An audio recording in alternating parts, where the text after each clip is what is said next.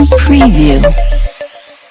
मराठवाड़ा से और मराठवाड़ा के आसपास के जितने भी ज़िले हैं वहाँ से हर हफ्ते हर महीने बेहिसाब ऐसे हाजी है जो उम्रा करने के लिए जाते हैं, लेकिन उन्हें जाना पड़ता है वाया मुंबई से।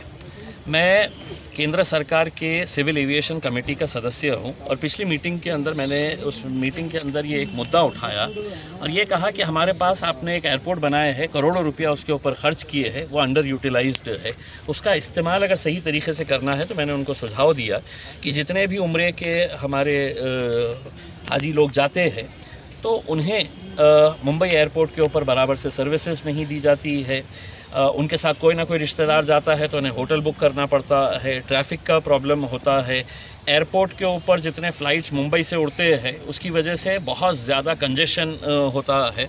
तो मैंने उनको ये सुझाव दिया था कि औरंगाबाद के अंदर एक एयरपोर्ट है जिसमें हर तरह की फैसिलिटी मौजूद है। सिर्फ इमिग्रेशन का अगर एक काउंटर अगर खोल दिया जाए तो हम डायरेक्ट औरंगाबाद से फ़्लाइट्स ऑपरेट कर सकते हैं।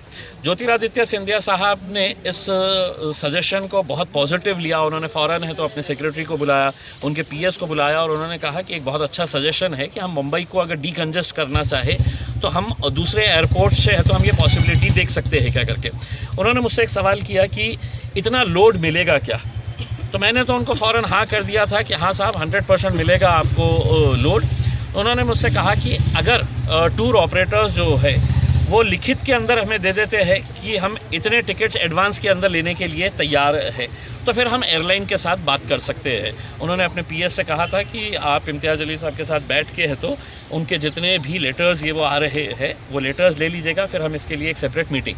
तो उसी के तहत मैंने आज के दिन जितने भी टूर ऑपरेटर्स हैं हज उम्रा के उनको बुलाया, उनके साथ गुफ्तगू की और बहुत सारे मुद्दों के ऊपर चर्चा किए और मुझे एक ऐसा पॉजिटिव रिस्पांस यहाँ से ऐसा मिला है कि ये सभी लोग बहुत ख्वाहिशमंद है कि यहाँ से अगर डायरेक्ट फ़्लाइट्स अगर मिलती है तो सभी के लिए फ़ायदेमंद रहेगा। क्योंकि आज अल्हम्दुलिल्लाह इतना बड़ा एक हज हाउस हम बना रहे हैं। हाँ, हज के लिए है तो साल में एक मरतबा वो हज हाउस का इस्तेमाल किया जा सकता है, लेकिन उम्रा के लिए तो साल के 12 महीने है तो लोग जाते हैं, तो यकीनन उसका भी हम फ़ायदा उठा सकते हैं। और एक मरतबा जब इंटरनेशनल फ़्लाइट्स यहाँ से ऑपरेट होना शुरू हो जाएगी तो आप ये समझ लीजिएगा कि यहाँ की होटल इंडस्ट्री बढ़ेगी, यहाँ के ट्रैवल इंडस्ट्री, यहाँ पे जो गाड़ियों की इंडस्ट्री है, शॉपिंग के लिए लोग आते हैं, तो ओवरऑल औरंगाबाद का एक ग्रोथ होगा। नागपुर के विदर्भा के भी जितने भी लोग हैं अगर वो बाय रोड जा रहे हैं तो उन्हें औरंगाबाद से ही होते हुए जाना पड़ रहा है। समृद्धि की वजह से आप 4 घंटे के अंदर नागपुर से आप औरंगाबाद पहुंच सकते हैं, तो वो भी जितने सारे लोग हैं वो भी औरंगाबाद का ऑप्शन ले सकते हैं। तो एक पॉजिटिव चर्चा हुई है, अब इसको आगे बढ़ाएंगे, लेकर जाएंगे और इंशाल्लाह कोशिश करेंगे कि इंटरनेशनल उम्रा की जो फ़्लाइट्स है वो औरंगाबाद से निकले। सर, काफ़ी कुछ लोगों से आज मेरे शहर में मुलाकात हुई। मैंने कहा कि मैं इम्तियाज़ अली साहब के पास जा रहा हूँ, उसके उम्रे के ताल्लुक से बात है।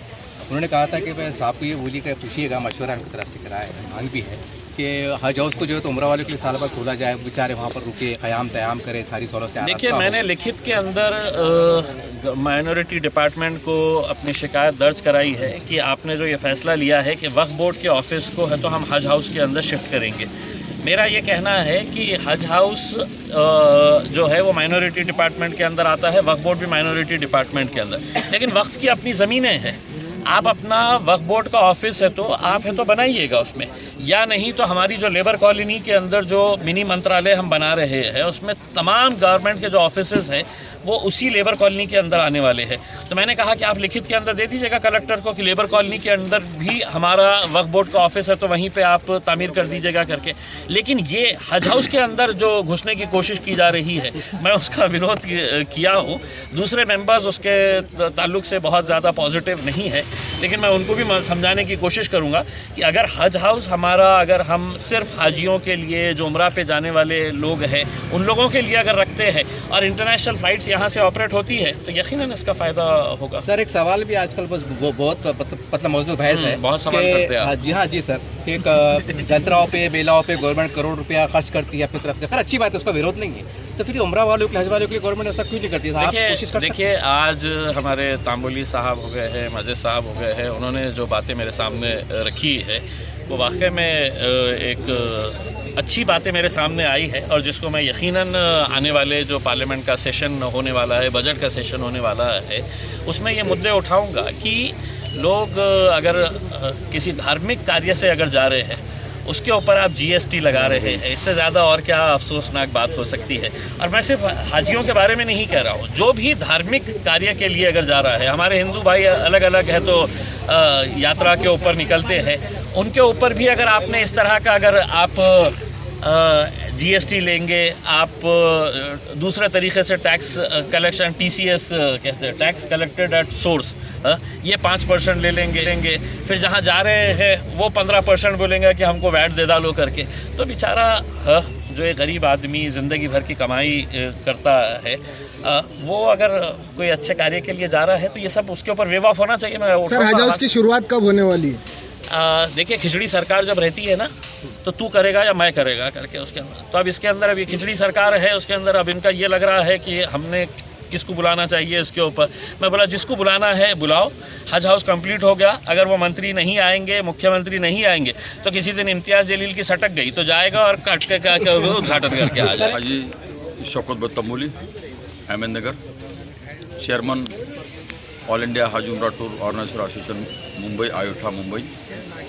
आज खासदार इम्तियाज़ जलील साहब ने हम औरंगाबाद के अंदर में सुविधारी गेस्ट हाउस के अंदर मीटिंग रखी गई थी, जिसमें हज ग्रुप ऑर्गेनाइजर के क्या क्या मसाइल हैं उन खास करके आप पूछे हैं। एक तो पहले उन्होंने यहाँ खास करके कहा कि हज से मिनिस्टर ऑफ एविएशन से उन्होंने बात की है, तो वहाँ से उम्रा वगैरह जाने के लिए ऐसे फ़्लाइट का ऑपरेटिंग की बात चल रही थी। तो हमने टूर वालों ने तमाम उनको श्योरिटी दी कि हफ्ते में एक फ़्लाइट हम फुल कर सकते हैं आसानी के साथ में। इस तरीके से औरंगाबाद से जिद्दा के लिए वाया हो या डायरेक्ट फ़्लाइट हो, इसका इंतज़ाम करने की हमने खास करके उनसे गुजारिश की है। उन्होंने वो बात को मिनिस्टर ऑफ एविएशन में रखने की बात की है और लिहाजा हम तमाम है जितने जमे हुए थे टूर ऑपरेटर, उन्होंने गारंटी दी है इंशाअल्लाह हम हफ्ते के एक फ़्लाइट फुल करेंगे करके। दूसरी बात ये थी कि खास करके आज ग्रुप ऑर्गेनाइजर के सामने जो मसाइल है, 2 मसाइल है बहुत बड़े समझे। फिलहाल में टैक्स कलेक्शन एट सोर्स है कि जो 5% जितना पैकेज होता है टूर का, ओवरसीज पैकेज होता है, उसके ऊपर लिया जाता है। जो इनकम टैक्स भरते हैं उनके उसके लिए बेनिफिट होता है, लेकिन जो इनकम टैक्स नहीं भरते हैं उनको पाने के लिए बहुत सारी दुश्वारी रहती है। जिनके पास पैन कार्ड है तो उनको 5% है, लेकिन जिनके पास पैन कार्ड नहीं उनको तो लिए 10% होता है। लिहाजा ये अमाउंट रिफंड होती है, लिहाजा लेकिन उसको वक्त लगता है, 1 साल भर लग सकता है, 6 महीने लग सकते हैं। तो लिहाजा हमने गुजारिश की कि पहले सऊदी अरबिया नेगेटिव लिस्ट में था, इसके अंदर में वापस दोबारा सऊदी अरबिया को नेगेटिव लिस्ट में लिया जाए ताकि 5% टीएसएस हमको भरना ना पड़े और इसका बोझ हुज्जाज कराम के ऊपर आ ना सके करके। 5% जीएसटी की बात है, सुप्रीम कोर्ट में हमने बहुत दिन तक केस लड़ा है, सुप्रीम कोर्ट में खास करके जीएसटी के ऊपर में ऑल इंडिया हज उम्रा जिसे हमारे एसोसिएशन की जानिब से लड़े हैं, बाकी भी ऑल इंडिया के साथ साथ तमाम इंडिया के भी एसोसिएशन इसके अंदर भी शामिल थे। तो हमने लिखा है तो इसमें जो जजमेंट ऑर्डर जो आई थी हमारे पास में, तो उसमें हम कह रहे एक दरवाज़ा खुला है कि एक्स्ट्रा यानी टेरिटरी के ऊपर में आउटवर्ड के ऊपर से दरवाज़ा खुला है। लिहाजा वहाँ अभी लड़ने के लिए तो और भी खर्च करना पड़ता है, सुप्रीम कोर्ट में जाने तो कई लाखों करोड़ों रुपए लग जाते हैं। तो हमने मिनिस्टर साहब से बात करने के लिए कहा खास करके इम्तियाज़ जलील साहब से कि भाई आप बात कीजिए और हो सके वहाँ तक उसमें जीएसटी इसमें से हमको निकालने की सबसे कोशिश कीजिए। सबने खास करके उसको बात की है।